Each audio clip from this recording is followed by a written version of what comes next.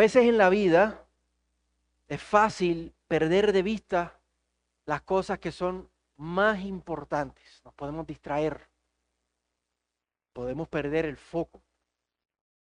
Imagínense el siguiente escenario. Es sábado, es tu día libre. Y quieres tener un día productivo, un día tranquilo, un día en familia. Así que lo primero que haces es que desayunas con tu familia. Y mientras se sientan a desayunar, tú notas que una silla del comedor, la silla donde está sentada tu esposa, está coja, está floja de una de las patas. Así que la miras y le dices con seguridad, mi amor, tranquila, que lo voy a arreglar. Y vas al garaje, después de desayunar, buscas el desarmador para apretarla. Y buscas y no lo encuentras el desarmador. Buscas un poco más y al fin lo hallas. Pero al hacerlo, el desorden del garaje te molesta, te llama la atención y piensas, oye, es sábado y llevo meses queriendo arreglar este desorden, así que tengo el tiempo y me voy a poner a organizarlo. Ya saben para dónde voy con esto, ¿verdad? Sacas todo de su sitio, mueves, desconectas, reacomodas. Piensa, oye, necesito unos organizadores, así que vas a la ferretería, compras unos organizadores, vuelves, los instalas y empiezas a acomodar todo por tipo, por tamaño. Es más, hasta por color lo empiezas a acomodar. Estás casi terminando cuando tu esposa te llama y te dice, la comida está lista. Y tú miras el reloj y te dices, wow, se fue todo el día en esto. ¿Cómo va a ser? Y le dices a tu esposa, voy en 5 minutos, dame 5 minutos. Terminas el proyecto y te sientes satisfecho, contento. Wow, lo logré. Le saqué el provecho a este día. Te sientas a comer y miras a tu esposa con una sensación de que yo soy el mejor esposo del mundo, ¿verdad que sí? Y ella te sonríe de vuelta cuando de momento, ¡págata! Se cayó. Es fácil perder de vista, perder de foco las cosas que son más importantes en la vida. Eso nos pasa a todos, especialmente a mí, si me conocen. Y en la vida cristiana, eso también es fácil que nos pase. Este pasaje es favorito de muchas personas porque habla del fin de los tiempos y ese es un tema que le gusta a muchas personas. Específicamente este pasaje es uno de los pasajes que más claro habla acerca del famoso anticristo. Hay personas que dedican todo su tiempo, toda su energía a pasajes como estos, a tratar de descifrar pasajes como estos. Les gustan libros como el de Daniel, Zacarías, Apocalipsis, les gustan pasajes como el de Mateo 24, Marcos 13, Lucas 21, 1 Corintios 15, 1 de Tesalonicenses 4, que lo vimos no hace mucho, y 2 de Tesalonicenses capítulo 2, que es el pasaje que tenemos hoy. Y en sus mentes a veces tienen hasta libretas y escritorios que terminan pareciéndose al garaje del esposo a mitad del día, todo desordenado.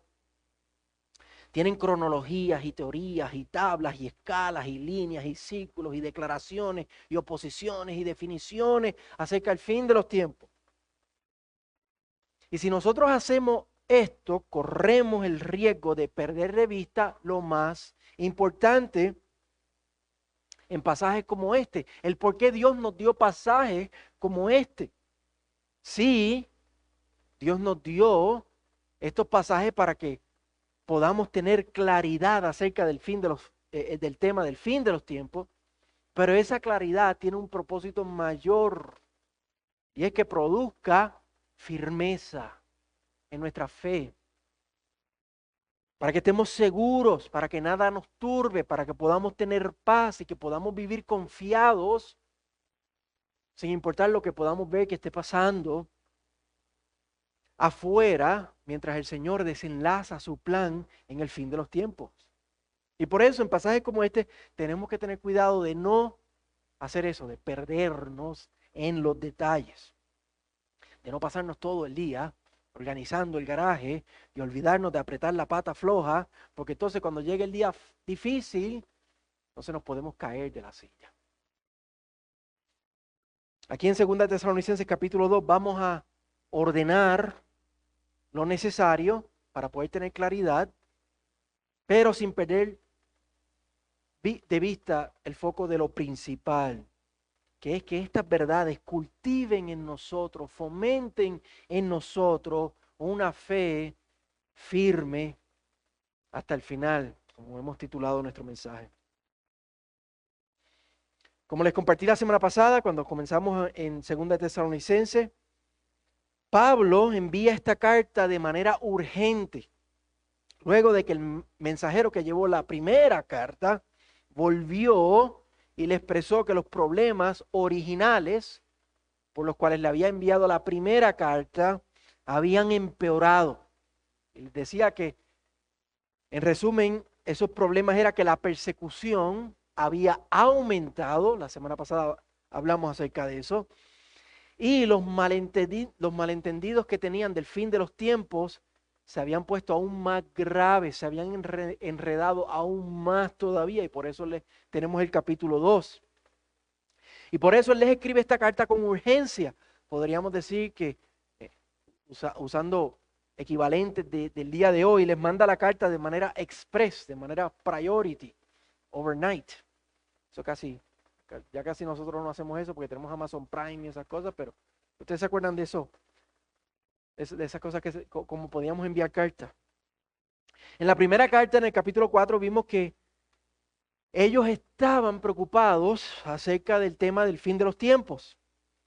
Ellos pensaban que los que habían muerto en Cristo no estaban seguros si ellos iban a resucitar. Hermanos que ya habían muerto por la persecución, si ellos iban a resucitar. Y allí en el capítulo 4 de la primera carta, Pablo les aclara que cuando Cristo vuelva, todos los creyentes, vamos a resucitar. Y vamos a ser glorificados con el Señor. Los muertos en Cristo primero, y luego los que estén vivos vamos a volar al encuentro del Señor. Vamos a ser arrebatados y volar al encuentro del Señor para estar con Él para siempre. Pero en lo que esa carta llega allá, recuerden la distancia que había entre Tesalónica y Corinto, era una distancia bastante larga. En lo que esa carta llega allá, el malentendido crece y empeora. Pasa de ¿qué va a pasar con los que han muerto en Cristo? Ya el día del Señor llegó. Ya el día del Señor llegó y por alguna razón extraña, Cristo ya vino y nada cambió. Así de enredado está esta gente. Y por eso él dice en el versículo 1 y en el versículo 2, pero con respecto a la venida de nuestro Señor Jesucristo y a nuestra reunión con Él, les rogamos, hermanos, que no sean sacudidos fácilmente en su modo de pensar, ni se alarmen, ni por espíritu. Espíritu es otra palabra bíblica para decir por profecía, un profeta, ni por espíritu, ni por palabra, ni por carta, como si fuera de nosotros en el sentido de que el día del Señor ha llegado.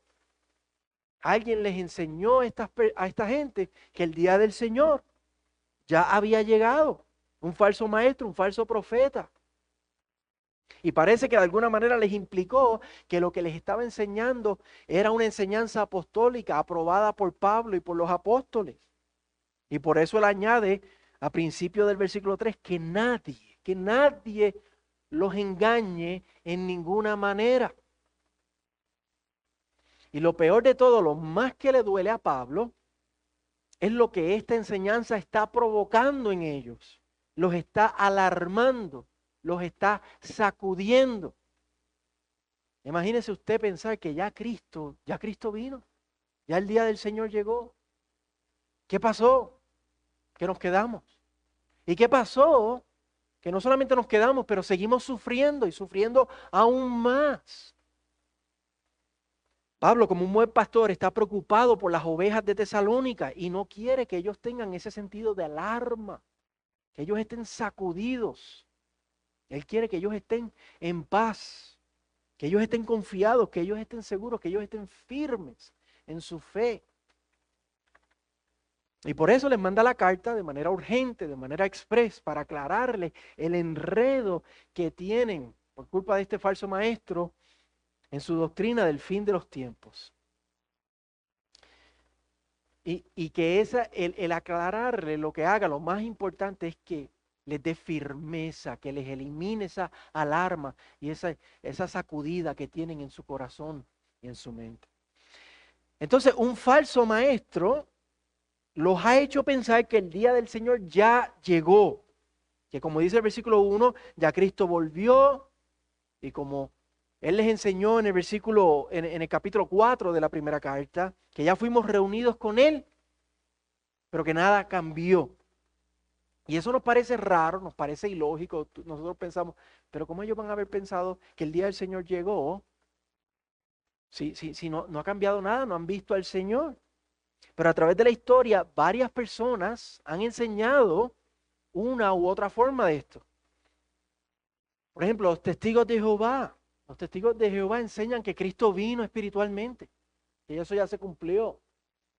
Hay una herejía coreana que es conocida como los Munis, y ellos enseñan eso también, que ya Cristo vino. Y no tenemos que irnos muy lejos. Otro grupo herético coreano que tiene una congregación aquí en Colorado Springs, allí en Union, y tienen bastantes hispanos engañados. Yo estoy seguro que ustedes o conocen a alguien o han estado en Walmart y ha venido alguien y les ha hablado acerca de la Madre de Dios, y no se está refiriendo de María. Se llama The World Mission Society Church of God. Ellos enseñan que el pastor principal de ellos en Corea, que ya murió, era la manifestación de la segunda venida de Cristo. Entonces, esto nos parece raro, pero esto se ha enseñado a través de la historia. Para los tesalonicenses, este falso maestro los ha confundido y les ha hecho creer que el día del Señor ya llegó. Y Pablo corrige esto al decirles en el versículo 3 que nadie los engañe en ninguna manera, porque no vendrá, no ha venido, no vendrá sin que primero venga la apostasía y sea revelado el hombre de pecado, el hijo de perdición. Pablo les dice, algo tiene que pasar primero. El día del Señor no vendrá sin que primero ocurra la gran apostasía y aparezca este hombre de pecado, este hijo de perdición. Pablo les dice, si esto no ha pasado, si este hombre no ha llegado, el día del Señor no ha ocurrido. Y todavía hoy podemos decir eso.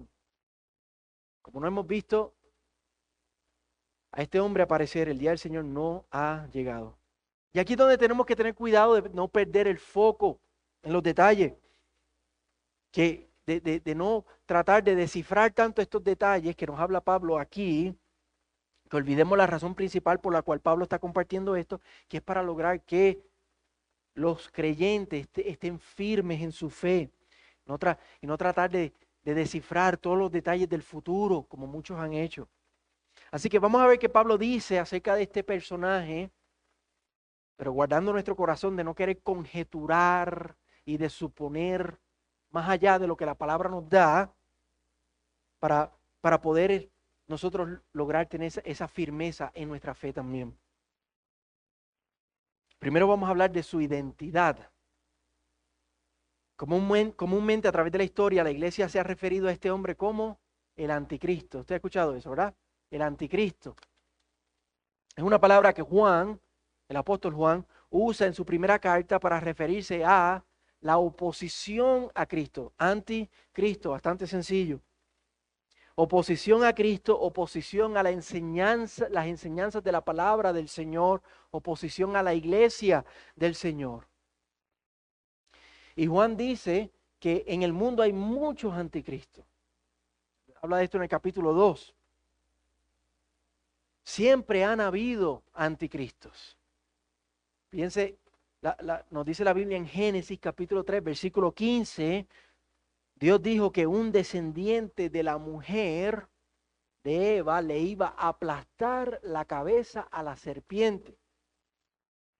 Y que por esto iba a haber una enemistad entre la simiente de la mujer, un descendiente de la mujer y de la serpiente. Y desde entonces, desde ese momento, el diablo, a través de muchas personas, a través de muchos eventos, ha tratado de destruir la simiente de la mujer, la descendencia de la mujer, antes de que la simiente de la mujer lo destruya a él, porque eso fue lo que el Señor dijo en Génesis capítulo 3, versículo 15.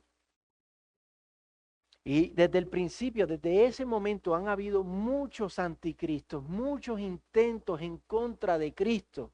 Piensen en Caín, cuando mató a Abel. Piensen en Faraón, cuando trató de eliminar al pueblo de Dios. Piensen en Balaam, cuando el pueblo de Dios estaba en el desierto. Balac ordenándole a Balaam que maldijera al pueblo de Dios. Piensen en los cananeos, haciéndole guerra al pueblo del Señor. Todos esos son intentos anticristos. Piensen en Goliat. Piensen en Amán, en el libro de Esther, tratando de eliminar al pueblo de Dios. Piensen en Asiria. Piensen en Babilonia. Daniel, en su libro, profetiza en el capítulo 7 y en el capítulo 8 de un cuerno pequeño. Cuando estuvimos en Daniel vimos eso. Que crece de un macho cabrío y hace guerra contra el pueblo de Dios. Y teólogos historiadores han hablado que esto se cumplió en el rey seleucida Antíoco Epifanes en el siglo II, cuando él entró al templo de los judíos y desacró el templo y obligó a los judíos a adorar a dioses falsos. Así han habido muchos intentos de anticristo a través de la historia. Y la colección de pasajes que nos habla en la Biblia del fin de los tiempos apuntan a que todo este ímpetu, a que toda esta colección que se ha ido acumulando desde Génesis 3 hasta ahora de intentos anticristos, que todo esto se ha ido desarrollando a través de la historia, va a culminar en un último intento concentrado de todo eso que ha ocurrido en la historia. Como dice el versículo 3, una apostasía final, conocida, así como nosotros vemos aquí que nos habla acerca de este hombre de pecado y es conocido como el anticristo. Esta apostasía final ha sido conocida como la gran tribulación. Apocalipsis 13 nos habla de manera simbólica, de manera colorida de este personaje. Se refiere a él como una bestia que sube del mar. Nosotros, si usted quiere escuchar ese mensaje, tenemos una predicación de Apocalipsis capítulo 13, también de Daniel capítulo 11, donde nos habla acerca del anticristo. Y eso es lo que Pablo está diciendo aquí. El día del Señor no ha llegado. Porque ese último intento concentrado de esa apostasía y de este anticristo final, eso no ha ocurrido. Pablo lo describe en el versículo 4 diciendo, este se opone y se exalta sobre todo lo que se llama Dios o es objeto de culto, de manera que se sienta en el templo de Dios presentándose como si fuera Dios. No podemos tratar de hablar categóricamente de todo lo que tenemos aquí porque nos está hablando de algo futuro. Cuando esto ocurra y miremos hacia atrás, vamos a poder verlo categóricamente de manera clara. Pero podemos llegar a algunas conclusiones generales acerca de el anticristo, por lo que Pablo nos describe aquí. De alguna manera u otra, él se va a oponer a Dios. Él se va a oponer a la adoración pura del pueblo de Dios al Señor. Y esto ha ocurrido a través de la historia muchísimas veces. Piensen en persecuciones, piensen en mártires.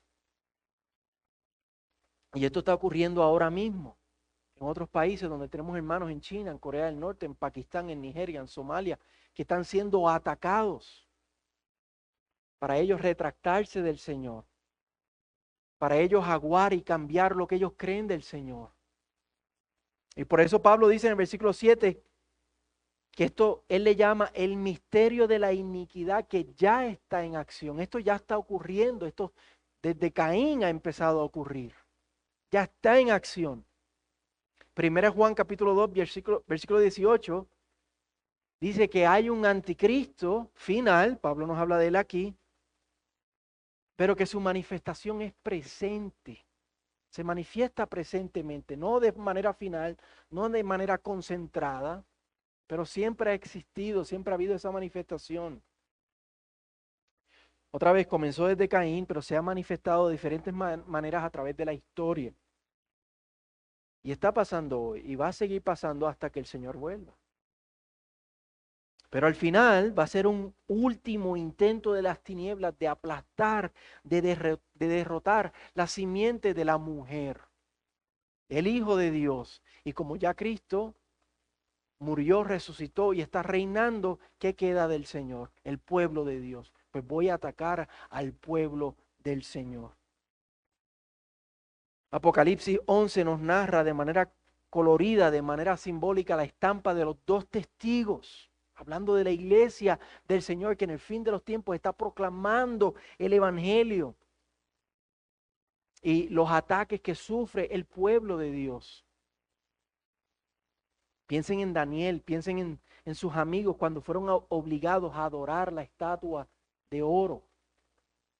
Y ellos se opusieron, dijeron que no, que solamente iban a adorar al Señor. ¿Y qué les pasó? Fueron lanzados al horno de fuego.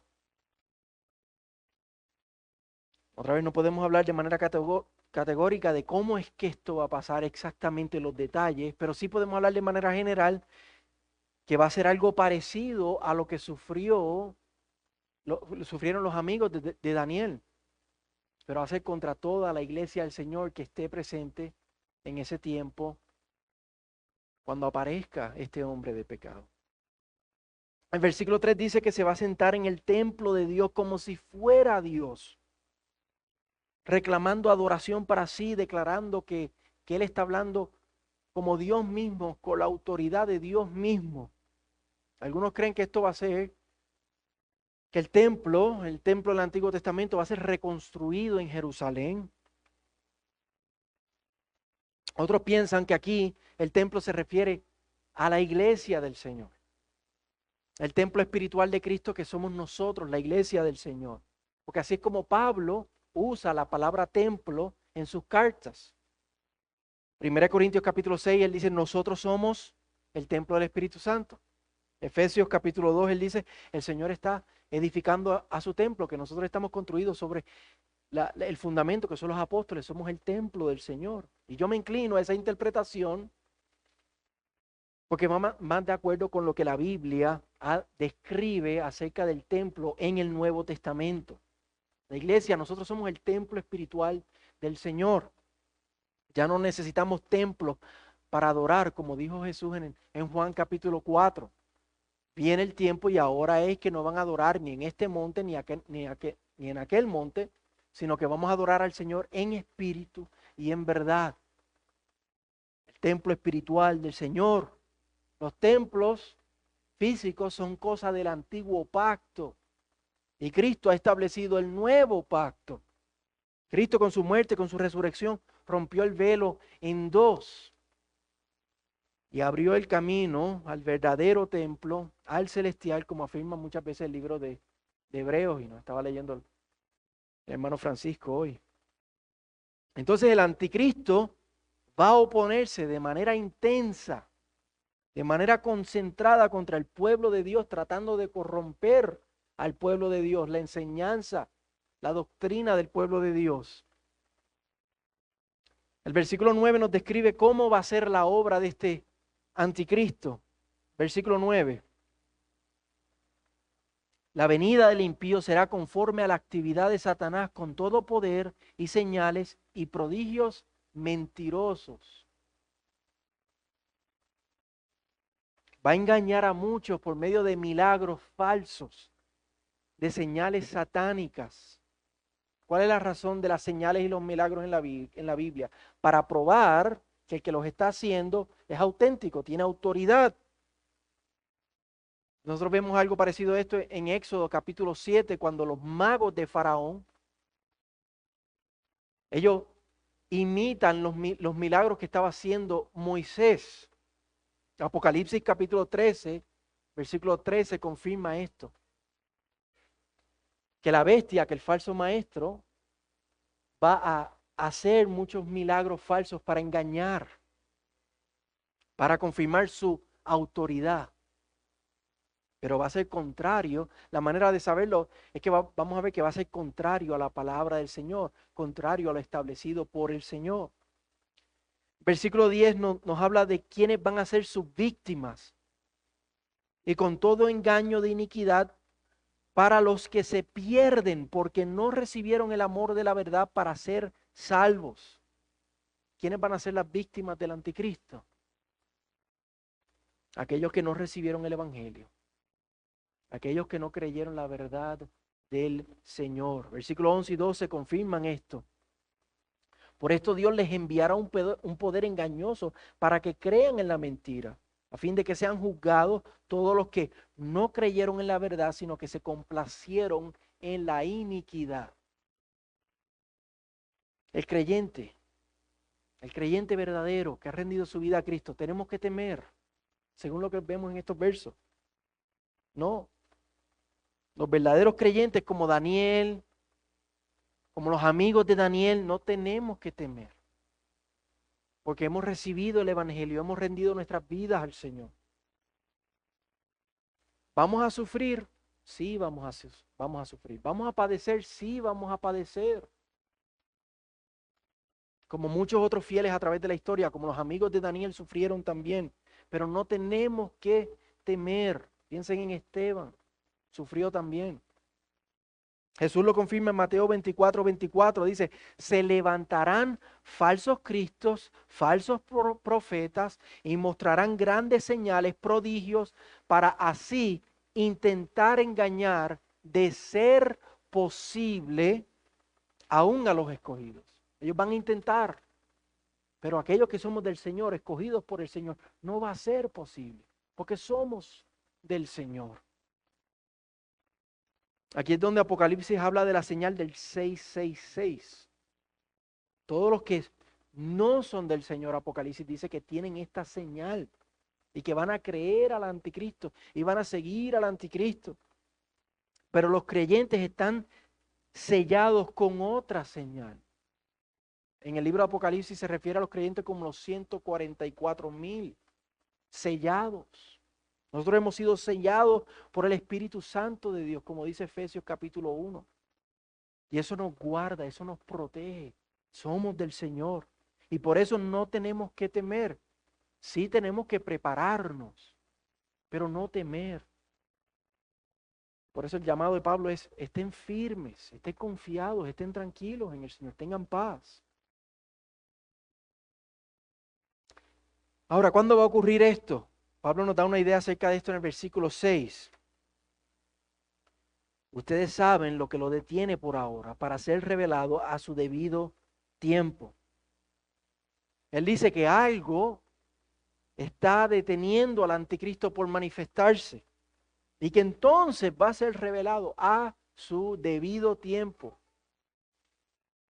Algunos han dicho que lo que lo detiene es la iglesia. Yo no veo sustento bíblico para eso.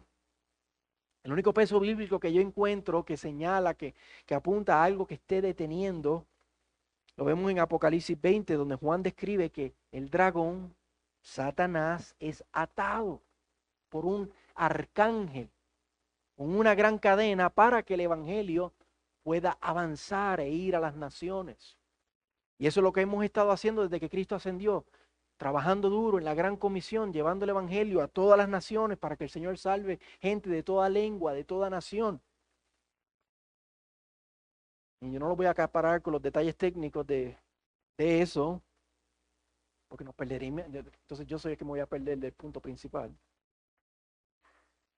Pero sea lo que lo está deteniendo, lo importante es que Dios, como soberano, está deteniéndolo con su poder, y porque tiene un propósito. Como dice el versículo 6, Él va a ser revelado a su debido tiempo. El Señor es el Señor de los tiempos. El Señor lo está deteniendo. Últimamente es el Señor con su soberanía, con su poder. Y porque tiene un propósito, el Señor lo está deteniendo. Y por eso este pasaje no es para alarmarnos, sino para que podamos confiar en el Señor, para que podamos estar firmes. El Señor tiene el control final. Amén. El Señor tiene el control total de este personaje. Y va a aparecer cuando el Señor diga que va a aparecer, y solamente va a poder hacer lo que el Señor permita que Él pueda hacer. Y por eso podemos estar tranquilos y confiados. Pensemos en Job. Cómo Satanás tuvo que pedirle permiso a Job, al Señor, para poder obrar en la vida de Job. Solamente pudo hacer lo que el Señor le permitió hacer. Y el mismo principio que tenemos aquí. Por eso podemos estar tranquilos y confiados. Esto está bajo el control soberano del Señor. En el versículo 8 vemos cómo Él va a ser destruido a su debido tiempo. Él va a ser manifestado al tiempo que el Señor señale, pero el versículo 8 nos dice que va a ser destruido. Dice el versículo 8, entonces será revelado ese impío, a quien el Señor matará con el espíritu de su boca y destruirá con el resplandor de su venida. Cuando Cristo vuelva, el Señor va a destruir a este hombre de pecado, que no va a ser mucho tiempo después de su manifestación. Jesús dice que ese tiempo difícil va a ser acortado en Mateo 24. El Señor dice que ese tiempo va a ser acortado, ese tiempo difícil, concentrado, va a ser acortado. Hay lenguaje simbólico en Daniel y Apocalipsis que apunta a mitad de semanas, queriendo decir que va a ser un tiempo, en vez de un tiempo completo, va a ser un tiempo acortado.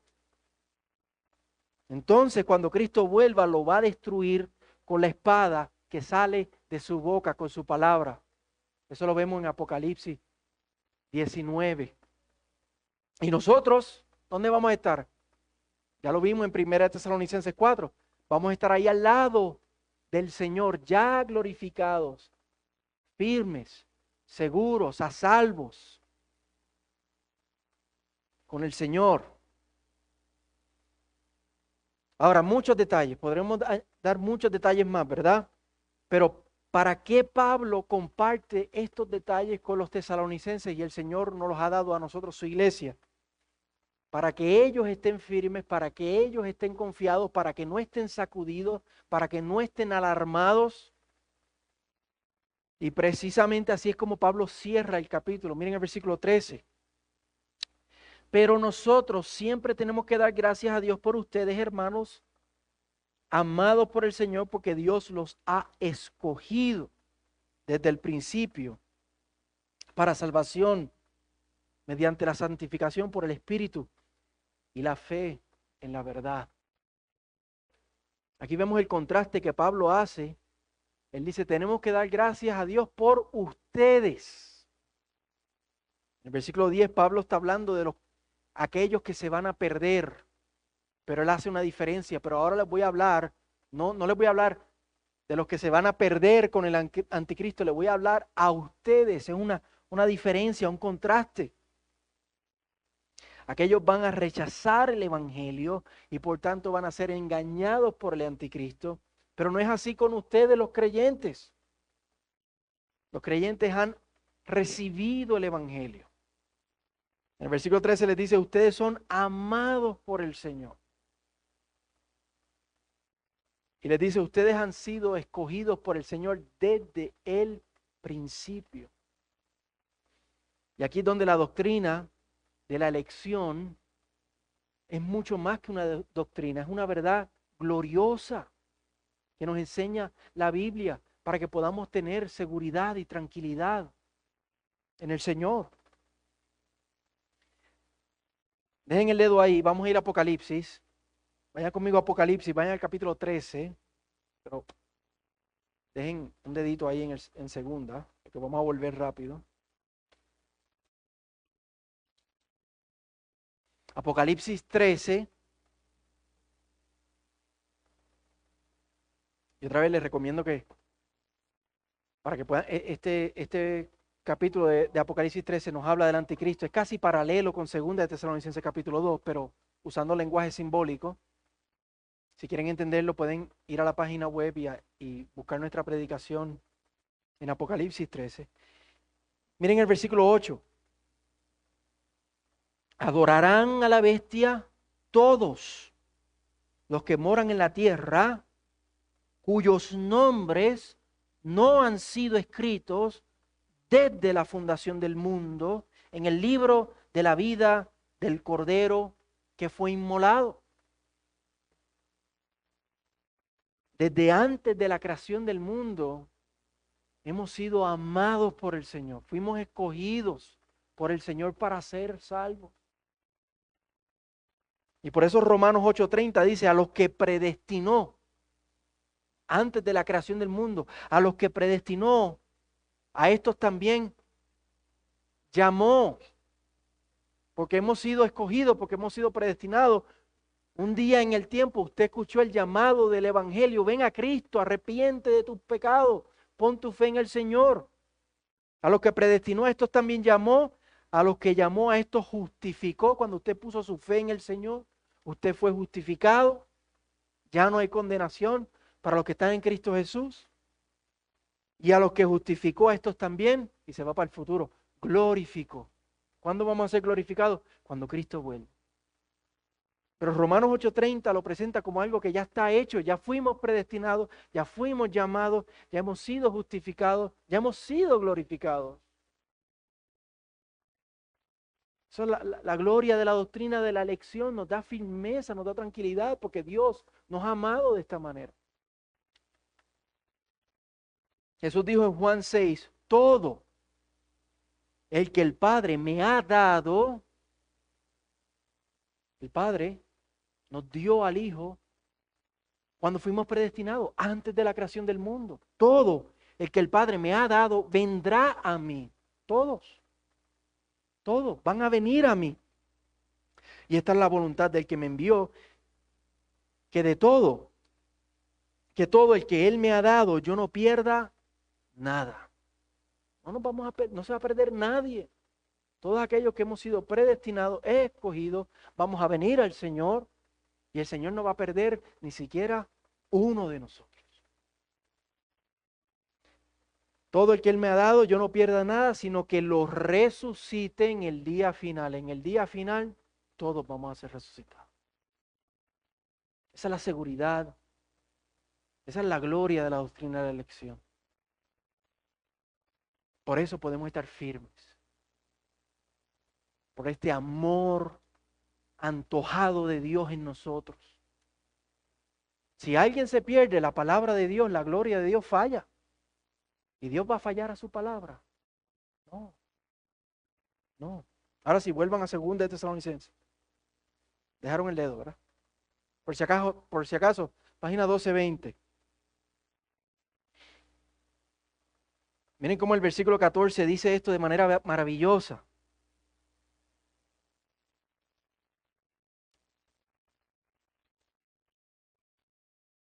Fue para esto que Él los llamó mediante nuestro evangelio para que alcancen la gloria de nuestro Señor Jesucristo. Para esto Él nos llamó. Vamos a alcanzar la gloria del Señor. Amén. Amén. La vamos a alcanzar y por eso no tememos, por eso estamos en paz, por eso tenemos firmeza. Sí, va a venir el anticristo, va a ser una gran apostasía, va a ser la gran tribulación, va a ser un tiempo difícil, pero no tenemos que temer. Porque el que comenzó la buena obra en nosotros, la va a terminar. Si tú eres del Señor, nada ni nadie te va a arrebatar de las manos del Señor. Nada te puede separar del amor de Dios, como dice Romanos 8. Nada, hermano. Si algo o alguien nos arranca de su mano, o si algo o alguien nos separa de su amor, la palabra de Dios falla. Pero su palabra no va a fallar. Su palabra no va a fallar. Y preciso, esa es la seguridad que Pablo quiere infundir en los tesalonicenses. Hay un falso maestro que los está sacudiendo, que los está alarmando, y él les dice esto para que ellos estén firmes. Y el Espíritu de Dios nos da esta palabra en esta tarde precisamente para eso, para que usted pueda estar firme, para que usted no sea sacudido, para que usted no se alarme. Todas las noticias que hemos escuchado a principios de este año, ¿verdad? Y nos pueden causar alarma, nos pueden sacudir, pero el Señor quiere que estemos firmes, que no nos alarmemos. Versículo 15. Así que hermanos, estén firmes y conserven las doctrinas que les fueron enseñadas ya de palabra, ya por carta nuestra. ¿Para qué es la doctrina del fin de los tiempos? ¿Para qué es cualquier doctrina de la Biblia? Para nosotros saber que nada ni nadie nos puede separar del amor de Dios, para que estemos firmes en el Señor. No es para saber todos los detalles de quién, cuándo, cómo va a ocurrir todo esto. No, no. Eso es perdernos en los detalles. Pero sí saber las generalidades de lo que la palabra nos dice para que estemos tranquilos, estemos firmes. Pablo le dice, conserven estas enseñanzas para que puedan estar firmes. Y no es solamente para estar firmes, sino también para dar frutos, para ponernos a trabajar duro en la obra del Señor, para darnos a la tarea de compartir el Evangelio, de buscar primeramente el reino de Dios y su justicia, de edificar el cuerpo de Cristo. Miren el versículo 16.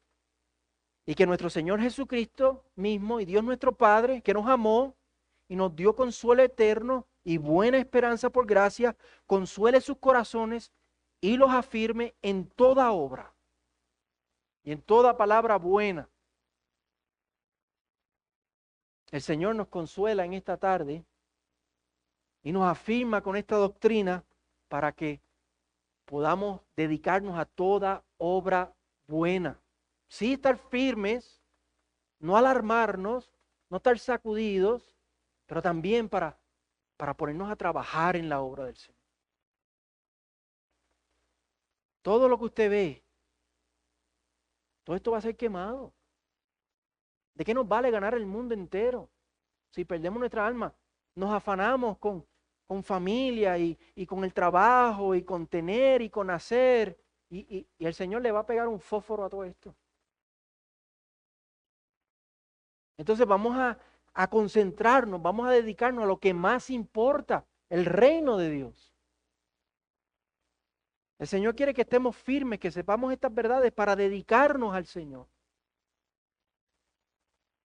Como decíamos la semana pasada, para vivir para la resolución de todas las resoluciones, que es vivir para la gloria de Dios.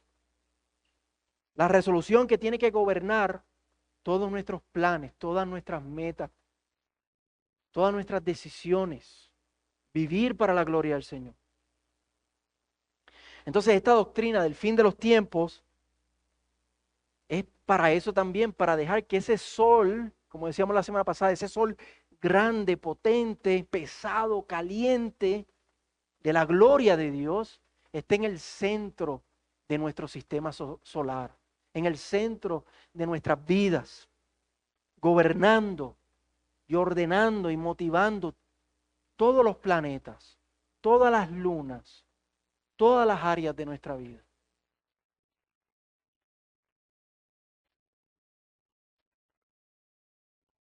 Entonces, antes de cerrar, antes de orar, yo quiero que examinemos nuestro corazón, hermanos, a la luz de lo que el Señor nos ha hablado hoy.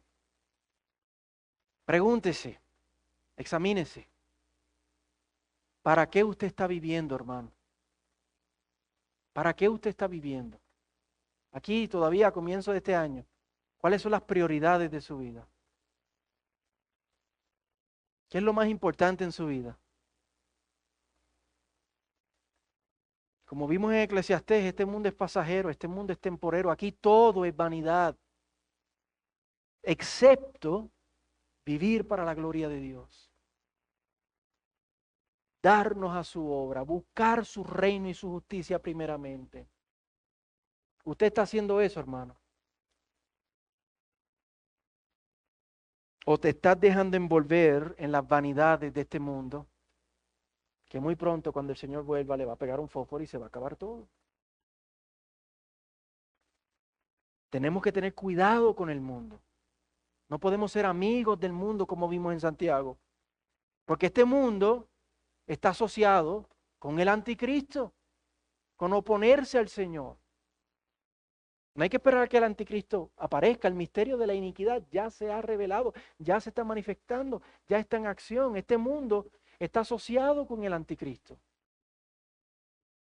Y va a ser engañado por el anticristo. Así que tenemos que tener cuidado. Tenemos que vivir alerta y sobrios, como vimos en la primera carta.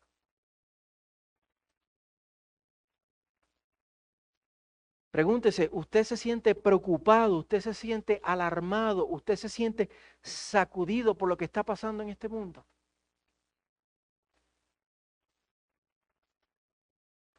El Señor nos dice hoy a través de su palabra, confía, no temas, estate firme. Tú has sido amado, tú has sido escogido desde antes de la creación del mundo. Nada ni nadie te puede arrebatar de la mano del Señor. No dejes que la ansiedad domine tu corazón. No te alarmes, no te sacudas. Confía en el Señor. Otra cosa que tenemos que evaluar cuidadosamente y tenemos que tener cuidado es de la doctrina que estamos escuchando, que estamos leyendo. Allá en el YouTube, en el mundo, hay mucha doctrina que es falsa, que es errónea. Igual que le pasó a los tesalonicenses, este falso maestro, como los sacudió, como los alarmó. Tenemos que tener cuidado de prestarle oído a falsos maestros, a falsas doctrinas. Tenemos que evaluar cuidadosamente a la luz de la palabra lo que estoy escuchando, lo que estoy aprendiendo. Y si tienes duda, pregúntale a su pastor. Si tiene duda, pregúntale a un hermano, una hermana más madura en la fe. Para eso es la iglesia, para protegernos, para guardarnos. Ten cuidado.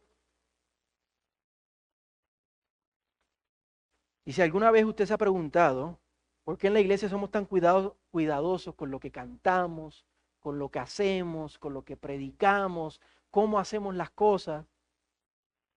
Es precisamente por esto, porque el anticristo, ¿a qué se va a dedicar? A distorsionar la enseñanza del Señor. Va a tratar de corromper la adoración de la iglesia del Señor. Va a tratar de corromper la enseñanza, la doctrina del pueblo de Dios. Y por eso, en nuestra iglesia, no solamente el pastor, pero todos juntos tenemos que velar y cuidar que lo que hagamos, que lo que enseñamos, que lo que cantamos es conforme a la palabra, es para la gloria y la honra del Señor. Porque todo tiene que ser hecho para darle la gloria a Dios y para edificar al pueblo del Señor.